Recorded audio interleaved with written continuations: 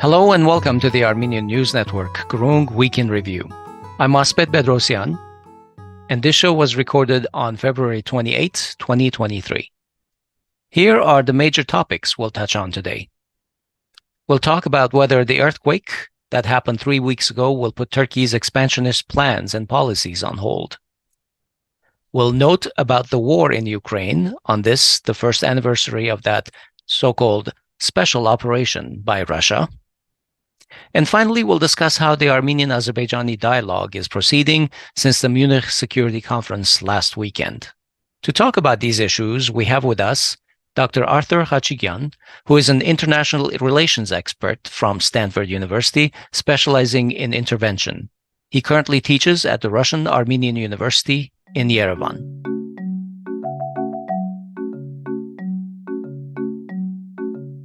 Hello, Arthur. Welcome back to the show. Hello, Arthur. Hi, how are you? Hovik, it was either last week or the week before, maybe as you reminded me, it was Army Day, that you were talking about commemoration dates that come and pass for all these Armenians martyred or victimized by Azerbaijan over the decades since the Soviet Union. Well, right now, basically yesterday and today, mark the 35th anniversary of the pogroms in Sumgait. Between February 27 and 29 of 1988, the calls of Armenians in Karabakh for reunification with Armenia, which occurred earlier that month, were met with brutal murder, violence, and plunder in Sumgait. More than 200 Armenians were killed, and Sumgait was eventually cleansed of the Armenian population. The organizers have not been punished, and the real number of victims is unknown due to the cover-up by Baku. This was the beginning of the complete annihilation of Armenian communities throughout Azerbaijan. So today, a community estimated at over 250,000 Armenians in the Baku and Sumgait region is gone, wiped out. That's it. And if this is not enough proof of what can become of Artsakh Armenians under Azeri rule, I don't know what is. So I wanted to get your reflections on this commemoration. Arthur? I remember those days very clearly. It was a very sobering moment for all of us to realize that the genocide is not just a thing that's in the past. It's not just a historical event. We saw a reenactment of it on a smaller scale right in front of us in our day and age, and it's still continuing today. So sadly, we have to realize that Armenians are still in danger, that the project of wiping them out and resolving the Armenian question once and for all, sadly, is still alive, and sadly, these methods are still used today. So that certainly makes us rather uncomfortable when we think about the future for this enclave, for Artsakh within Azerbaijan, especially given that they continue doing that in the ethnically cleansed Shaumen region, and also the region in the south, Hadrut. Yeah, Asbed, I'd like to add that the number of Armenians in Azerbaijan, I mean, the numbers vary, but it's more than 500,000 lived there during the Soviet times. So I believe that the toll of ethnic cleansing is more than 250,000, with the exception of the small, 100,000, 150,000 in Artsakh or Karabakh. And I myself am, a progeny of Armenians from Ganzak. Well, at least part of my family is. And, a lot of especially as the elders died off, a lot of the family, we don't even know where they are.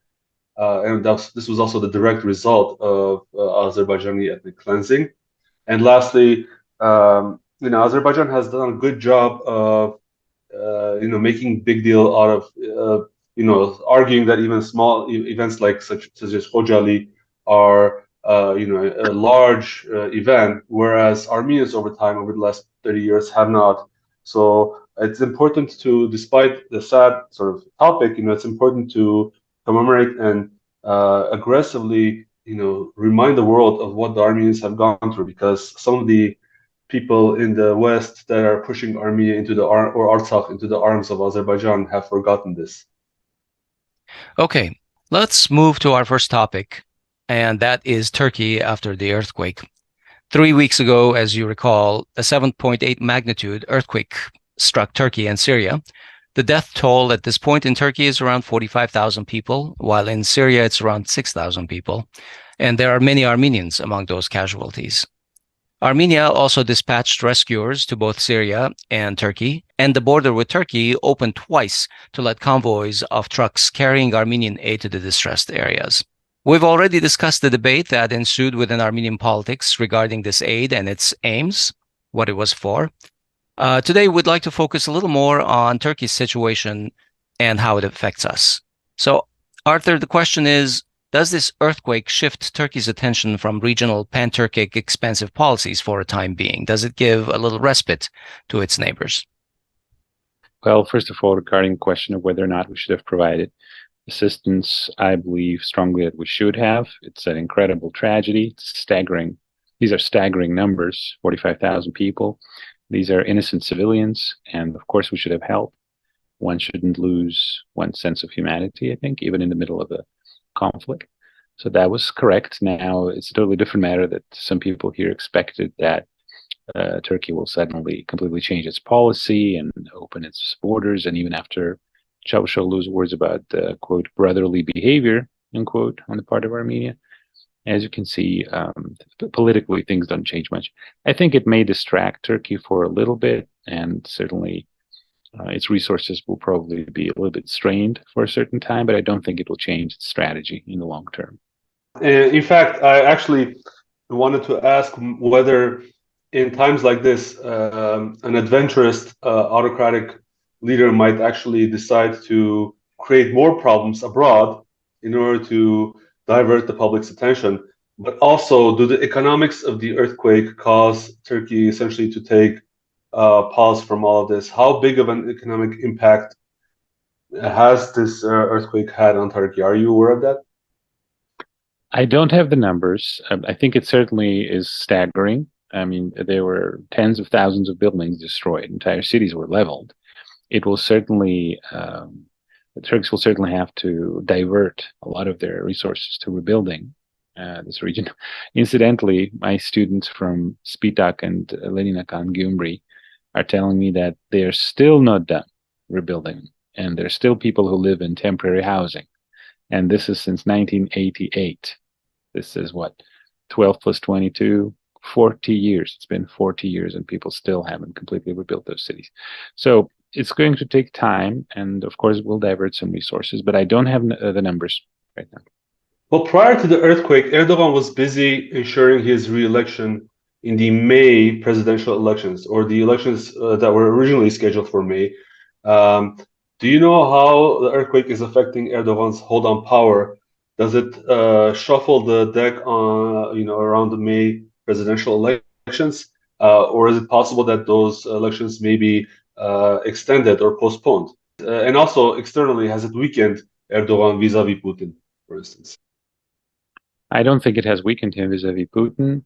I saw some footage. I'm not exactly following domestic politics in Turkey, but I saw some footage of people rather enraged with certain things that happened there. I think it was related to the aid that Turkey received. There were some allegations of corruption, which Armenians are very familiar with. So I think there was some kind of internal discontent, but I couldn't tell you more. I'm not an expert on Turkish politics. One of the things I think you welcomed that aid was provided. I have been more vocal, and of course this is a great tragedy, and aid that directly sort of meets the purpose that it is designed for is very important. But I sort of felt like some of the so-called aid, such as rescuers and so forth, at least it was done in such a way to promote propaganda, from both sides. Here we are cooperating, and the propaganda, unfortunately, is not to the interests of Armenia, in my opinion, which is the agenda of normalization at the cost of capitulation, in my opinion. Yes. But what are the premises based upon which the Pashinyan government has engaged to normalize so far, and how do you think this earthquake might affect that? I will certainly agree with you there. I think that it was definitely used as a propaganda vehicle to push this theory that we can be brothers. We can make peace on whatever terms. And I agree with you. This is basically another surrender. The terms that they are proposing is another surrender. And they used the speech by the Turkish foreign minister, the fact that they displayed our flags at their foreign ministry as basically a sign of things to come, that the border is going to open. Again, these euphoric messages were sent to the Armenian public. They will open the border, we'll be friends, we'll make peace, etc. Nothing changed in this area position. Aliyev is not giving in 1 inch. So, like as I said, this role of a regional Christ, a regional Jesus that we played, it was beautiful. It's nice. It's a good thing to do. It's the honorable thing to do. But sadly, they did not change anything in their stance. The border is not open. Turkey is backing Azerbaijan just like it used to in the past, and Aliyev is not budging. So yes, they used it. You're right. They did use it. Okay, we have yet another commemoration. This one is not so Armenian. A few days ago marked the 1-year anniversary of the war in Ukraine. It started as a special operation, which should have lasted a couple of weeks, but here we are a year later. The special operation has become a Russia versus the West proxy war on the territory of Ukraine. And it's become a tinderbox and can easily explode into a wider, multi-front global disaster. Arthur, at the risk of asking a stupid question, who's winning the war at this point in Ukraine? I think this is going to be a long stalemate. I think it's going to be a very long and bloody war. Nobody predicted it was going to last a year. Everybody thought it was going to be a few weeks. Yeah. But as wars tend to make things happen, you don't really know what you're getting into with all the reconnaissance that you have. And certainly the Russians didn't have very good reconnaissance. What is important for us to realize is that this is the first major war in Europe since World War II, that with Putin's withdrawal from 2 of the key remaining arms control treaties, we're now back in the early 60s. We are reliving the Cold War. This is Cold War Part 2, and this part is more dangerous, much more dangerous than the first Cold War. The stakes are much higher. The conflict is taking place 700 kilometers from Moscow, in the heart of what Russians see as a Russian Slavic civilization. This is not Afghanistan, this is not Vietnam, this is not Poland, this is not Czechoslovakia. This is the heart of the Russian and Ukrainian civilization. And Russians have very, very little space for retreating. It's an all or nothing situation. Russia can't retreat, Ukraine cannot retreat, and the West is really stuck in the middle of it. And we have a much higher probability of a nuclear escalation because Russia is at a disadvantage conventionally. And they said many times, we know we're at a disadvantage and we'll make up for it by using nuclear weapons if necessary. And the forces are much closer. The forces of the 2 countries are much closer to each other, which makes it very dangerous in terms of a sudden exchange of nuclear strikes. This can happen. Technology fails and people make mistakes. This has happened during the first Cold War.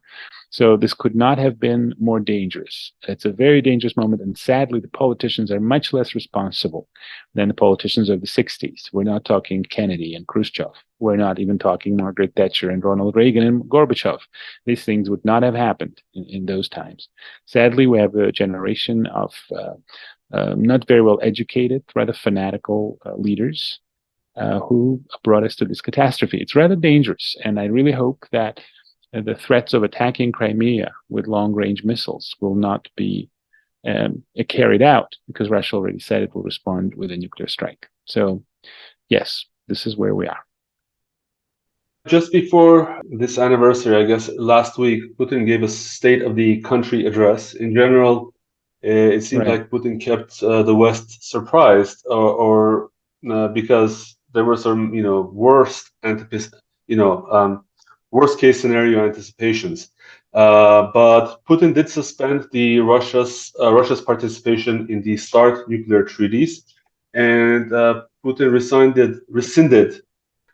rescinded an order that he gave previously, which talked about Moldova and its territorial integrity, as well as the OSCE Minsk group and Russia's participation in it, which led many to speculate that Russia may no longer be interested in those concepts. I wanted to get your thoughts about where Russia is going. Is it going to result in a major shift in terms of Russia's policy vis-a-vis, at least for instance, I'm concerned about the OSCE Minsk group participation. The OSCE Minsk group is history. We should stop even thinking about it. In these conditions, these countries can never sit at the same table. They're actively competing in all the regions right now. If you watch their regional trips in Central Asia and Caucasus, they're competing for influence. They're not going to cooperate. And I forgot to answer Asbed's question, how is Russia doing? Russia is slowly advancing, but the West is about to provide hundreds and hundreds of tanks to Ukraine and possibly F-16s. They're now talking about the Air Force. And Russia is also kind of saber rattling. Both sides are saber rattling. The West is talking about new weapons, and Russia is talking about a nuclear strike. So there's a lot of psychological pressure applied. So we may see a major escalation after these tanks are delivered. And Transnistria, region populated by Russians inside Moldova. This could be another powder keg that goes up in flames, and Russians have announced that it's very likely, and how they're going to go there and help the Russians, I don't know, because it's sandwiched between Ukraine and Moldova. So it's going to be rather problematic for them. So there are more and more signs every day of an escalation coming. I think, well, what are the options here? One, can Russia conquer the rest of Ukraine? Probably not. It's going to be very difficult. Can Ukraine make Russia withdraw from all of its territory? Also very, very difficult. Would there be maybe some kind of a North Korea, South Korea solution? Ceasefire without permanent peace? It's possible. But whatever part of Ukraine is left will be turned into a bulwark against Russia and armed to its teeth, possibly with nuclear weapons and tactical nuclear weapons. And Ukrainians will probably remember this for a very long time. And this will be a revenge mission for them. Just revenge, as you know, is served cold. So at the first opportunity, they will probably try to retake their land. This is a bad problem. And we didn't have to come this way. There were ways this far. There were ways of resolving this problem earlier. It could have been done with negotiations, with some kind of a treaty, trilateral quadripartite treaty between the West, Russia, and Ukraine, guaranteeing Ukraine's integrity, neutral status without its accession to NATO. But sadly, this obsession with the expansion of NATO has destroyed the world, destroyed stability in Europe, and brought us to this catastrophe. And I'm one of those American researchers who support people like Mearsheimer and John Matlock and Robert Cohen and dozens of others who think that this was a strategic mistake of cosmic proportions. And we predicted these results 23 years ago. And this is what happened. Arthur, the United States, with Biden's visit last week to Ukraine, basically said that the sovereignty of Ukraine is part of U.S. national security doctrine right now. They will be defending it to the last Ukrainian, essentially. Right. So the thing is that currently they seem to be strengthening the hand of Zelensky so that eventually if he sits down to negotiate some kind of a peace, he will negotiate from a good position. But what if Russia were to lower the stakes to basically not talk about all of Ukraine, but basically talk about Donbas region and Crimea? And it seems like the U.S. seems to be prepared. This is my impression from readings that Crimea could go to Russia at some point. What if we reach a point of negotiating and those are the stakes? Basically, leave Donbas and Crimea to Russia, and here's a face-saving way for everyone except maybe the Ukrainians, of course. It's possible. It's possible. There are some discussions about that. There are some Russian researchers who are proposing to at least retake Kherson, Zaporozhye, all those regions that Russia took earlier, and maybe even Odessa, to go all the way to Odessa, but that's kind of ambitious. It's possible to do that, but there's several problems with that. Number one, Ukrainians may not agree to it. The Ukrainian prime minister said, we're not going to be friends with Russia for another 100 years. We want every inch of our territory back. And even if they do agree, this will probably be a temporary respite until Ukraine gains more power and the West is going to arm it to its teeth. And they might have some tactical weapons, which will make it impossible for Russia to do this again. And Russia realizes that. So whatever part of Ukraine is left, it will be turned into a bulwark against Russia. This is sadly, the logic of this whole thing with NATO expansion and leaving Russia out of the new post-war order and treating Russia like a rogue state, very, very sadly. We tried Mm-hmm. for 30 years to persuade it. This is not the way to do it. So that's number one. Number two, Russia already conducted referenda in certain regions of Ukraine that it took earlier, and it's going to be difficult for them to relinquish it. For example, Zaporozhye, Mariupol, and Kherson, which they retreated from. So that's going to be a problem because they accepted those regions as part of Russia and they passed certain legislative acts. So Ukraine might not accept it, Russia might not accept it, and then what's going to happen later? This is just going to be explode again. So I don't see any good solutions here. Yes, maybe a temporary and a ceasefire, and some of these regions may stay under the Russian control, but I don't see this as a long-term solution. This is going to be a huge problem for a very long time, sadly. Okay. Arthur, at the Munich Security Conference last week, the Chinese government submitted proposals for a peace in Ukraine.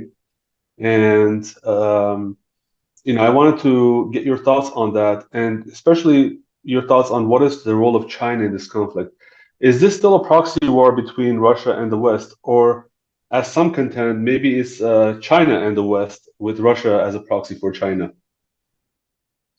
I'm not sure I would say the latter. China is trying to be very careful and be neutral, but in a way it's supporting the Russian position. Politically, there are some political statements that are made to that effect. Economically, it's still supporting Russia. There's still some trade going on between China and Russia. The proposals, I haven't had a chance to look at them in great detail, but from what I understand, they were rejected by the West right away. The West said that these are not peace proposals. This is basically a surrender of Ukraine. The West is hell-bent on having Ukraine as part of NATO. This was discussed years ago. This war could have been avoided if there was some kind of compromise solution. But sadly, they're not willing to compromise. Okay, now let's turn the topic to Armenia and Azerbaijan. Last weekend, Pashinyan attended the annual Munich Security Conference. There was a public panel full of embarrassing scenes of Aliyev calling Pashinyan and Armenians occupiers and capitulants, of course, without any response from our side. Since then, the West has upped the intensity of negotiations, pushing Armenia to sign Aliyev's so-called peace treaty. Some elements of this were leaked by Armen Ashotyan from the opposition Republican Party, which reconfirms that what is being negotiated is some form of guarantees of security and rights of Armenians of Artsakh within the borders of Azerbaijan. Specifically, the document says that any solution must comply with the Constitution of Azerbaijan. Antony Blinken has said that there will be a meeting in Brussels in the coming days. Do you expect any kind of agreement to be signed soon, or is this all just posturing? Well, I mean, you're right in saying that there's a lot of pressure applied to Armenians right now. They're being pressured by the West mainly to try to sign this treaty very quickly, after which these concessions will need to be made, and after which, sadly, we're going to look at probably the prospect of ethnic cleansing in Artsakh, and I just don't see anything good coming out of it. You saw that Vartanyan was fired. He was the guy who wanted to fight till the end, and now the local leaders in this enclave are saying that we are conducting negotiations with Baku. Exactly what they're talking about, I couldn't tell you, but we know that they're not going to get a status. They're just going to be a minority within Azerbaijan, which means that very, very quickly, as our former foreign minister Oskanyan said, they'll turn into Nakhichevan, which means Armenians will be deported. The West is pressuring us to accept these agreements so that once that's done, this guy, I don't want to say his name, he declared Russia the main threat to Armenia, which means once the treaty is signed, they will ask Russians to leave. Today, the head of this unprecedented bickering between Armenia and Russia is continuing. Today, the so-called chairman of the Supreme, whatever it is, the parliament. The National Security Council? Oh. No, the so-called parliament, the National Assembly. Yes. So the chairman there, all of these are made-up titles. When you look at the people who they're attached to, it's not serious. Anyway, so he said that Russia is getting in the way. We're trying to make peace with West's help, and Russia is getting in the way. So what's going to happen? These people may actually take us this way. They may sign this new surrender. 120,000 people will be deported, if not killed or tortured. And then they will ask Russians to leave, after which we will have to listen to Erdogan and Aliyev. We're going to gradually become their colony. Armenia will be colonized. And the West is going to just look at it from a distance and issue declarations. They are in no position to deter Azerbaijan or Turkey from conquering our southern region and getting that corridor. And of course, Azerbaijan keeps talking about repopulating Armenia with Azerbaijanis. Of course, any person with a healthy state of mind would probably question why Azerbaijanis would willingly come to Armenia. But when you have a very rich dictator essentially funding their movement, funding their movement, that's a different question. And that's Hovik, you can ask the same concern. question about Azerbaijanis trying to move back to parts of Karabakh. They're not particularly native to those regions. Yeah. At most, you can say that they were imported into Karabakh since the 1920s. Well, I mean, that's a separate issue, but even that is not being done, as far as I know, en masse. But they're talking about Sunik, and they're talking about Yerevan. So, there's a lot of concern. Arthur, feel free to respond to this, but also let me ask the next question, and you can do that at the same time. In a recent interview just before the weekend, Security Council Chair Armen Grigoryan repeated Nikol's claim that EU monitors are here to keep watch on Russians. Every time I repeat that, I'm like flabbergasted. And also, talking about Ashotyan's document, he denied that they, quote, negotiated with that document. Let me ask you this. When Pashinyan earlier said that statement about keeping tabs on Russia, and that's why the EU monitors are there, many of our guests declined to comment on it, whoever we've asked, writing it off as unprofessionalism or maybe being too emotional by Pashinyan. But now it appears that this messaging is coordinated. It's coming from the words of Armen Grigoryan as well as other members of the civil contract regime. What does Armenian leadership want to get by this messaging? This is unprecedented. This is quite unprecedented. This is crazy for a country to say, well, we have our allies' troops on our territory. They're still on our territory, but we invited their enemies' forces here so that their enemies could keep an eye on our allies on our territory. So we can't do that ourselves. We need to invite their enemies here. This is unprecedented. Only this group with no experience, no background, no education, and no standing in international relations or foreign politics could have come to this absurdity. This is absurdity. This is insanity. Imagine France. So I can't even use France. They're not in this situation. I can't even think of a country fast enough. This is basically turning us into Syria. So we are a failed state, and on our territory, we have forces of two opposing camps keeping an eye on each other. And we are like a piece of territory. We don't have a state, basically, if you're allowing this to happen. This is unprecedented. The objective is to continue vilifying the Russians and basically changing our vector towards the West. The problem with that is the West here is represented by Turkey, and Turkey attacked us 2.5 years ago, and the West did nothing to deter it from attacking us or didn't even sanction it. So the West is not going to come here and help us solve our problems. The Americans are not going to come from their military bases in Turkey, ask for Turkey's permission to go through their territory to Armenia so they can fight Turkey. This is absurd. They're not going to. How about Georgia? Georgia is going to close its borders. You're right. I did think about it. Good thought. Georgia is going to do what they did 2.5 years ago. If you remember, they closed the border for us, but they allowed Turkey to bring supplies and I think troops to Azerbaijan. But they didn't let us do that. Georgia has a distinct pro-Turkish orientation in this region. We're going to be completely surrounded by Turkish and Azeri forces. Russians are going to leave, and this group is going to lead us to becoming a colony, another vilayet of Turkey. And then very quickly, I mean, many people, myself included, are going to leave because I don't want to live in Turkey. I wasn't planning on it. It's going to be very painful, but this is going to be the last page of the so-called Armenian question. We already lost Western Armenia, and now because of this group, we're going to lose a small part of Eastern Armenia that we still managed to keep. Arthur, Aliyev visited Turkey last week. Mm-hmm. After the disastrous earthquake there, given the closeness of the countries, an official visit from Aliyev was expected to happen quickly, And so the delays in the visit raised some questions. Official reports about the meeting were sparse. However, there were reports from that Armenian-Azerbaijani relations were an important topic of the discussions between Erdogan and Aliyev.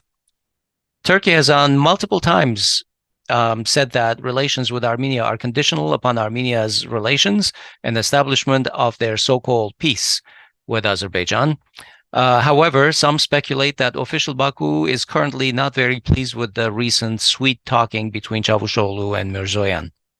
How much credence should we give these reports? Do you think that there's any kind of a separation or distance? Is there any daylight between these two countries right now? Well, realpolitik, big politics rarely depend on morality or ethics or gestures or beautiful words being exchanged. Hitler and Stalin patted each other on the shoulder. Molotov and Ribbentrop were hugging each other, and then 2 years later, Germany attacked the Soviet Union. We shouldn't be naive. High politics, big politics, and helping each other during an earthquake are totally different things. They're not going to change. Their plans are not going to change. Aliyev did not budge. If Turkey and Azerbaijan wanted to actually make peace with, respecting at least some rights for Armenians, they wouldn't have been where they are now. They're not budging 1 inch. They're not giving in 1 inch. They could have said, okay, we'll give Karabakh Armenians some kind of an autonomy. We'll guarantee their rights. And we'll talk about not the genocide, because we can't recognize this word for some reason. We'll talk about the problems of the past. We'll start restoring some Armenian monuments. There is a way for them to also at least make half a step towards us, but they're not. They're speaking from the position of force. We will force you to surrender. This is what they're doing. This is Turkish politics. This is Turkish diplomacy. And Azeris are learning it from them. Azerbaijan didn't behave like this before. So this is a position of force, realpolitik, and no amount of aid during the earthquake is going to change that. You have to be very naive to believe that. So Lavrov also visited Baku today, and media reported that special attention will be paid to the implementation of the trilateral agreements between the leaders of Russia, Azerbaijan, and Armenia. The meeting also comes right after the fact that the Baku-Ceyhan pipeline is no longer carrying any Russian oil due to Western sanctions. And in the announcement afterwards, Lavrov mentioned that having passport control checkpoint on the Lachin or Berdzor corridor was not envisaged by the November 9-10 declaration, in opposition to what Aliyev was arguing, which is, he wanted checkpoints on both sides. He wanted Azeri checkpoints on the Berdzor corridor, while Armenians could then be allowed to put checkpoints on in Zangezur or Sunik. But Lavrov did also mention that the November 9 and 10 agreement also did not envisage military cargo being transported in the Berdzor corridor. And Lavrov spoke about using some technology to address this problem. So at a high level, what's going on between Azerbaijan and Russia today? And what do you think about all of these talks about checkpoints and the corridor opening up maybe sometime soon? Well, building those checkpoints in that corridor means that Aliyev is hell-bent on destroying this region, surrounding it, and forcing these people to leave. This is the reason why he's insisting on that. Whether or not there is a linkage between something that happened with the pipeline and Moscow's words on this issue, the tougher stance on this issue, I can't speculate. I don't have the information, but it would be very much consistent with how international politics is done and international games are played. If Turkey and Azerbaijan try to go more pro-West, then Armenian issues are a way to pressure them and make them regret it. This has been the name of the game for centuries, and sadly, we always lose because we are too naive to play it. So yes, it's possible. It's possible, but again, without having any independent confirmation, I can't say that. Last week, the ICJ partially ruled in favor of Armenia in response to Armenia's request about the Berdzor corridor.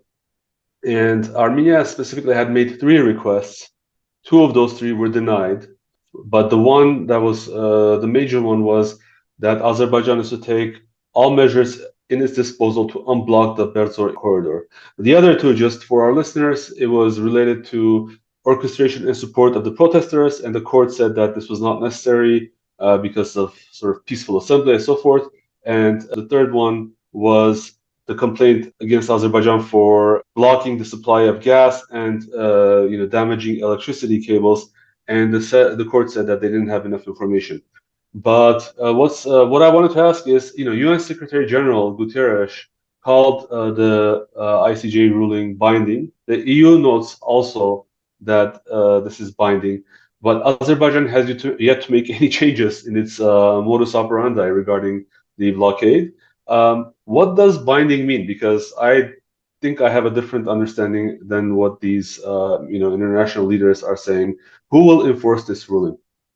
Well, a lot to say about this one. So, in theory, the UN Security Council should enforce these decisions when necessary.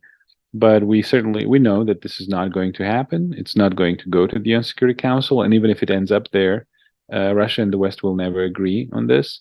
Also, during the war, as you know, there was discussion in the UN Security Council to stop the war, and allegedly Britain blocked it. So, in theory, yes, the UN Security Council may enforce it. In reality, it's certainly not going to happen. This is not going to happen. There's something about us, Armenians, we never want to accept reality. We always want to believe in these things like international law, international organizations, justice. We're like, historical teenagers. We're young. We believe that the world is good and kind, and we just keep fighting for our beliefs. Reality is very, very different.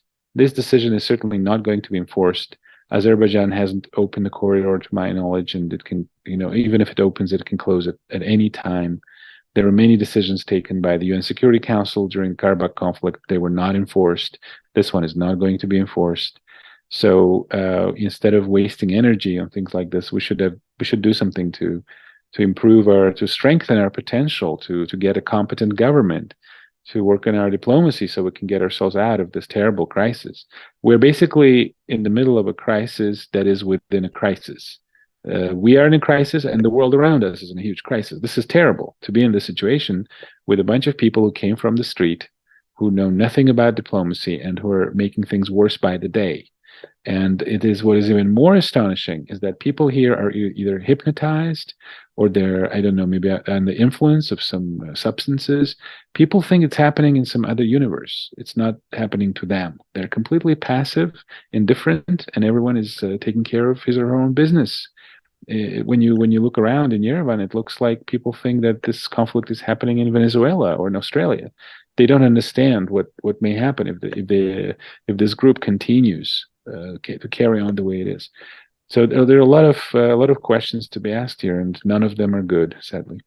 Yeah, that's right. And throughout all this, of course, the Artsakh blockade has continued, and this was day 79. Of course, we are aware that on Thursday last week, Artsakh President Arayik Harutyunyan sacked State Minister Ruben Vartanyan. Both Aliyev and Pashinyan had been calling for his ouster, so I guess they were on the same page. What are your thoughts about these developments? Well, I've been asked this a lot. A lot of people talk about it. This gentleman, Vartanyan, he was the one who wanted to go all the way and fight for Karabakh's freedom. But apparently, there was a lot of pressure applied from the gentleman you mentioned, who is connected to the government here in Armenia, to this group. And Azerbaijan basically wanted him removed. So he pressured the Armenian government and the representatives there. Possibly some other countries also applied pressure to remove him.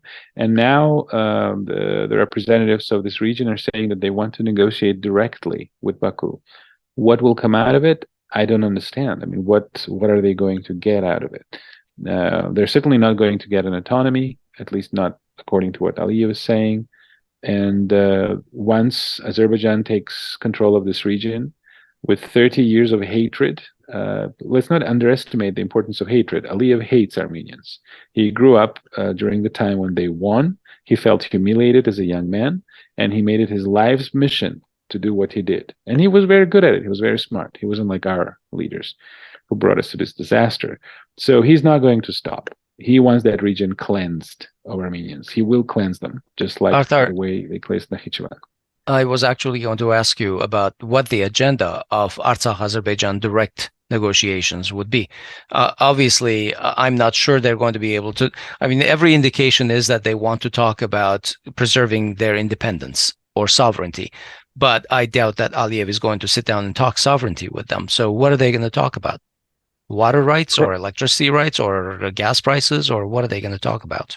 Well, Aliyev is going to talk about taking it over, a takeover of Artsakh. He's going to talk about an Azeri administration, Azeri mayor in Stepanakert. At some point, Azeri authorities will need to be moving in, and then the police and the army. And then he'll probably say that Armenians came here because the Russians brought them, so we need to bring back the Azeris back here, and he's going to change the demographic composition of this region. I mean, you know the Turkish modus operandi, as Hovik said, you know the way they function. Well, we've seen it in Nakhichevan prior to this. We've seen it in Nakhichevan, we've seen it in Sasun, we've seen it in Zeytun, we've seen it in Van, we've seen it in Erzurum, we've seen it all over.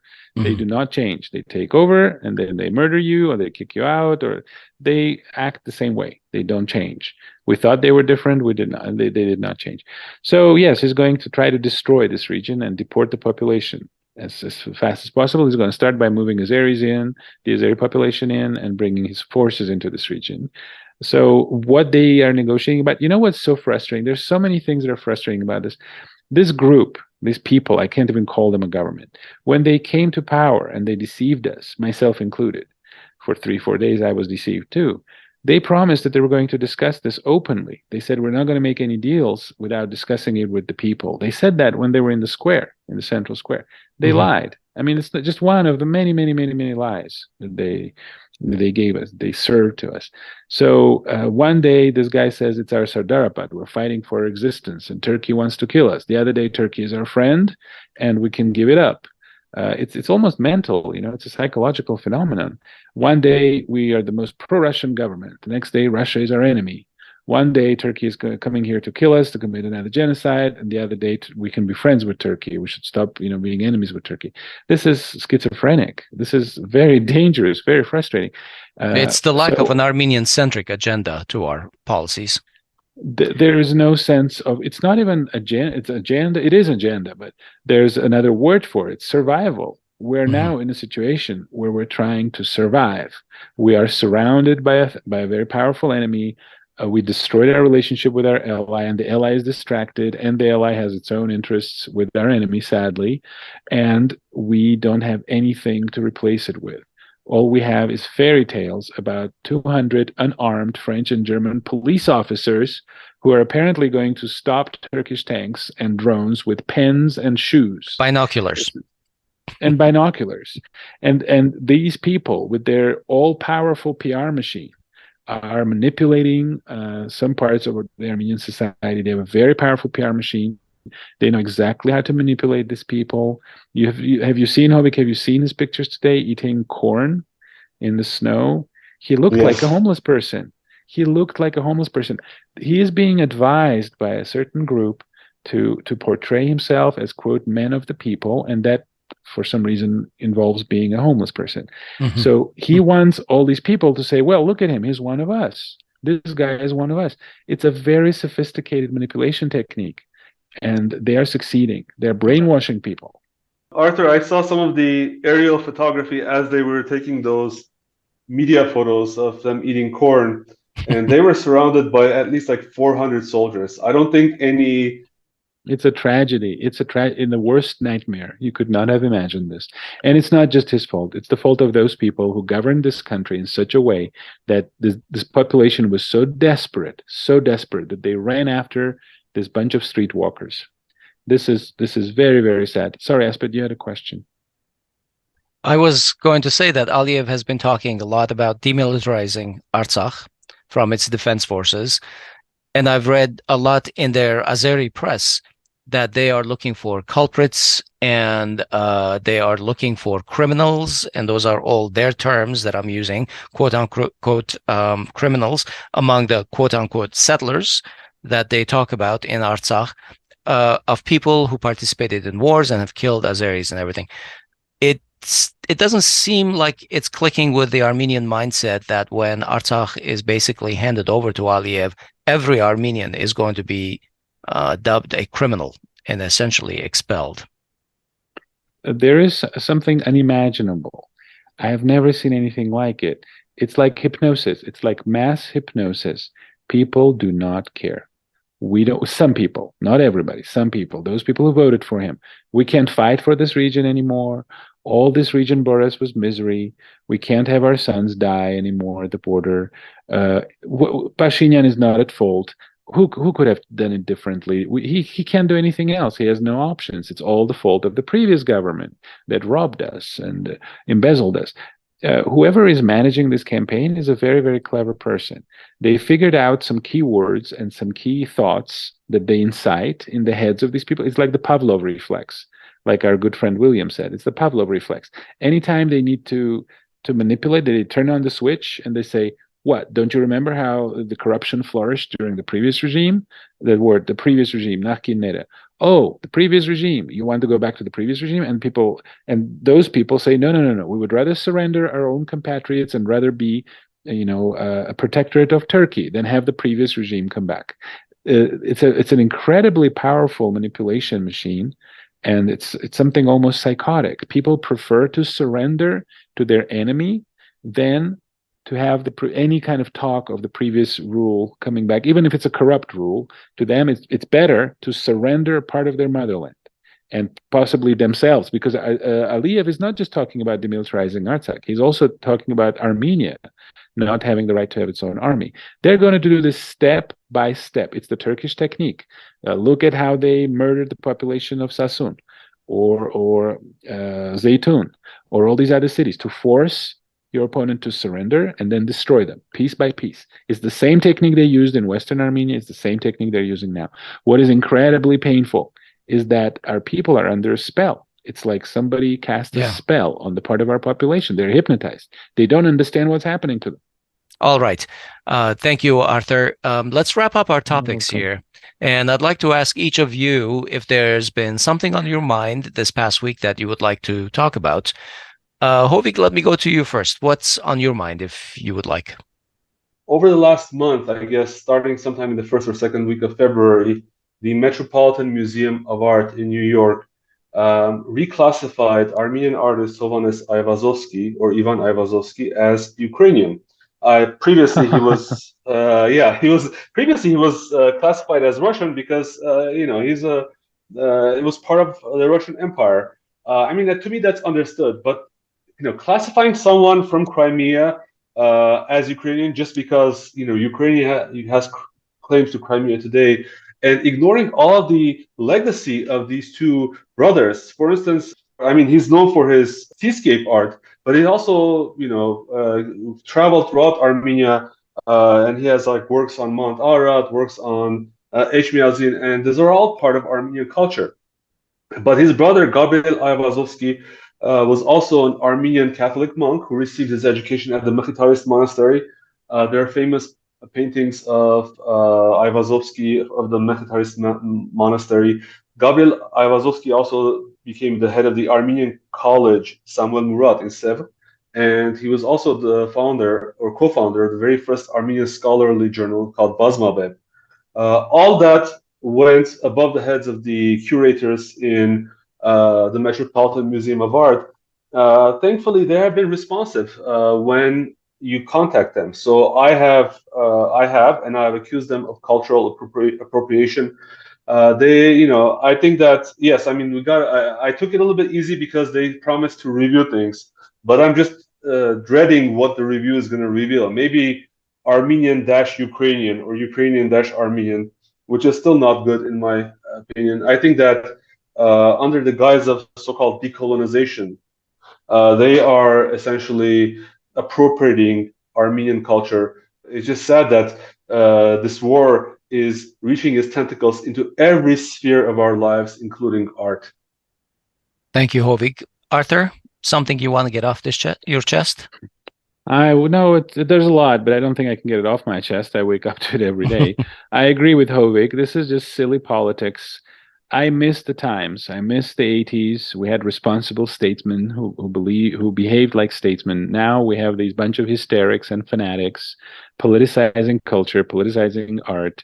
It's just silly. This is just very silly and disappointing. So yeah, I mean, what can I say? My main discontent is with the state of our society.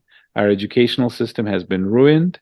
We have generations of people now whose objective is not to restore Armenia or do something for Armenia. Their objective is to get, a lot of money, spend it on food and some of them drugs and cars. I don't know if you are aware of it. There's a massive epidemic of drugs in Armenia, massive drug epidemic in Armenia, and a lot of reports coming now from all sorts of media sources. So we have a generation of consumers. Let's congratulate ourselves. And we should not be surprised. We educated several generations of consumers whose objective in life is to watch Netflix and make some good money and go on a trip somewhere and go shopping and go to a nice restaurant. Why should they worry about 120,000 compatriots, 400 kilometers away? This is logical. The generation of Soviet Armenians won the war in the 90s. As much as we love cursing out the Soviet Union gave us the generation that won the war, because that generation was taught that life is not about consumption. Life is about some other, values, including your motherland. Now we have a generation, and I can, talk to taxi drivers. They say the same thing. I don't care what happens to Karabakh. I just want my business to do well. I just want to live well. That's what they say. We don't care about it. This is a logical conclusion, logical end result of educating, generations of consumers. So this is what we see. And the condition of people here, this hypnosis they're under, it really is hypnosis, mass hypnosis. I don't recognize what our society has come to, especially if you remember Armenia of the 80s and the 90s. You would not understand this. You couldn't. It seems like it's from another planet. So anyway, that's what's happening. The world is going in a dangerous direction, and we're governed by fanatics. So let's see what comes out of it. All right. We're going to leave it there for today. Thank you, Arthur, for joining us. Thank you. Thank you, Arthur. Thanks.